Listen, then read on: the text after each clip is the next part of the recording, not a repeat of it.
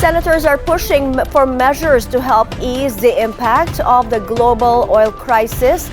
Nasa linya si Dexter Ganibe ng Abante para sa detalye. Dexter, ano-ano itong legislative measures na isinusulong ngayon sa Senado? Yes, May. Naihain na ito ni Senator Loren Legarda yung kanyang Senate Bill number 2020 o ang panukalang Bayanihan 3, Power to the People Act. Tugon ito sa nararanasang krisis sa supply ng langis dulot ng gyera sa gitnang silangan. Ilan sa mga isinusulong ng panukalang batas, May, ay itong 10 bilyong pisong presidential assistance for farmers, farm workers, and fisher folks. Ganon din ang 5,000 piso hanggang sa 10,000 pisong buwanan monthly na fuel subsidy sa mga food producer at sa mga nasa transport sector.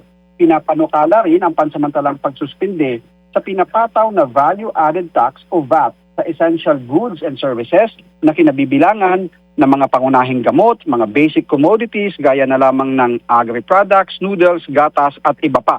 Pinapanukala rin ang realignment ng nasa 60 billion pesos na pondo mula sa 2026 national budget para pandagdag sa Universal Healthcare Fund.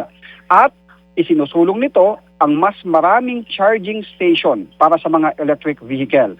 Samantala, May, nanawagan naman si Senate President Pro Tempore Ping Lacson sa administrasyon ni PBBM na pag-aralang muli yung pagsusulong ng joint oil and gas exploration sa China na isasagawa sa West Philippine Sea sa probisyong 6040 na kasunduan. Nakasaad naman anya sa saligang batas ng Pilipinas, partikular na yung Section 2 ng Article 12 na maaring pumasok ang Pilipinas sa co-production, joint venture o kaya ay production sharing agreements na 60% ownership ng Pilipino o korporasyon o asosasyon na pag-aari ng Pinoy.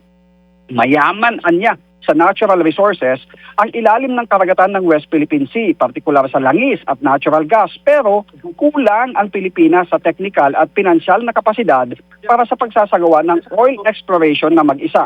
Panahon anya ng administrasyon ni dating Pangulong Rodrigo Duterte nang talakayin niya kasama sina SP Tito Sotto at Senator Gringo Unasan yung panukala na sinuportahan noon ng nakaraang administrasyon. Kailangan anyang ikonsidera ngayon ng administrasyon ni PBBM ang usapin lalo't nagdudulot ng krisis sa supply ng langis ang giyera sa Israel at US laban sa Iran. At habang hindi pa natutulukan, Maya, itong Middle East crisis, nanawagan din itong si Senate Committee on Agriculture and Food Chairperson Kiko Pangilinan na huwag namang pabayaan yung higit sa 6 na milyong food producers ng bansa. Dahil nasa 4.18 million lang ang mabibigyan ng ayuda mula doon sa 10 bilyong pisong budget ng Department of Agriculture, abay higit 6 million anya na mga rehistrado mangingisda at magsasaka ang hindi kabilang sa benepisyaryo. Pero maari naman anya siyang isama sa iba pang ayuda program ng gobyerno gaya ng TUPAD, AIX at Protective Services for Individuals and Families in Difficult Circumstances. May? Dexter, napag-uusapan na rin ngayon ang wealth tax, ano? Katunayan, ilang linggo na rin itong lumalabas sa mga diskusyon. So ano ang sentimiento ng Senado tungkol dito sa wealth tax? Oo, may mga ilang senador dyan na sumusuporta pero kailangan nilang maghain muna ng panukalang batas.